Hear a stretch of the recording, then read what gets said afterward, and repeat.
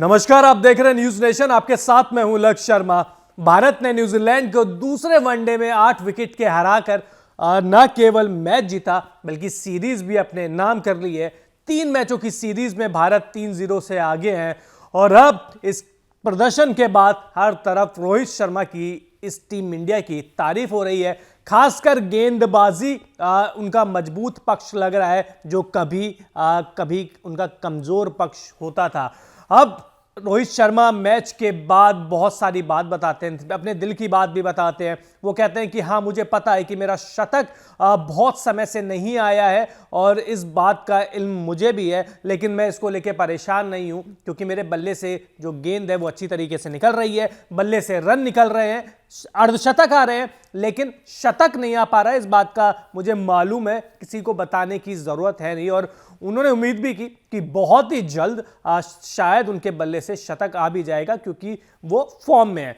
इसके अलावा दूसरा वनडे खत्म होने के बाद रोहित शर्मा ने तेज गेंदबाजों को लेके खासकर बातचीत की। उन्होंने मोहम्मद शमी और सिराज की तारीफ करी। उन्होंने कहा कि जिस हिसाब से उन्होंने भारतीय कंडीशंस में सीम गेंदबाजी करी है वो काबिले तारीफ है, क्योंकि विदेशों में अक्सर देखा जाता है कि आप इस सीम के सहारे बल्लेबाजों को परेशान करते हैं, लेकिन इन दोनों गेंदबाजों ने भारतीय कंडीशन में ये करके दिखाया। वो दिखाता है कि ये दोनों गेंदबाज कितने टैलेंटेड है, इनके पास कितनी काबिलियत है।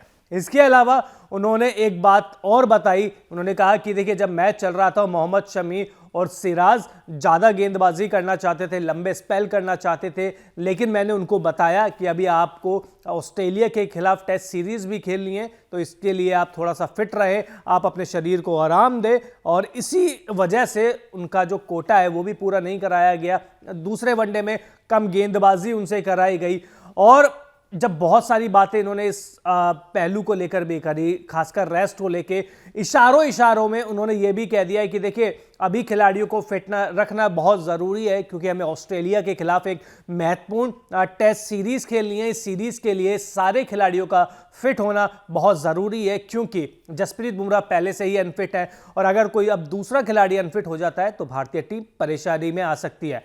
अगर रोहित शर्मा का संकेत माने तो साफ साफ उन्होंने कहा है कि देखिए, तीसरे वनडे में सिराज या शमी में से किसी एक को या दोनों को आराम दिया जा सकता है, क्योंकि इंदौर में होने वाला तीसरा वनडे मैच अब एक फॉर्मेलिटी रह गया है क्योंकि भारत सीरीज जीत चुका है।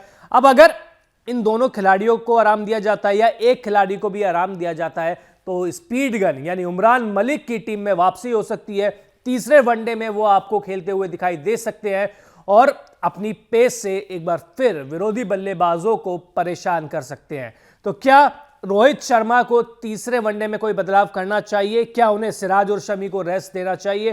क्या उन्हें उमरान मलिक को तीसरे वनडे में मौका देना चाहिए? कमेंट बॉक्स में जरूर लिखिए। इसके अलावा अगर आपने अब तक न्यूज नेशन को सब्सक्राइब नहीं किया है तो जल्द से जल्द कर दीजिए।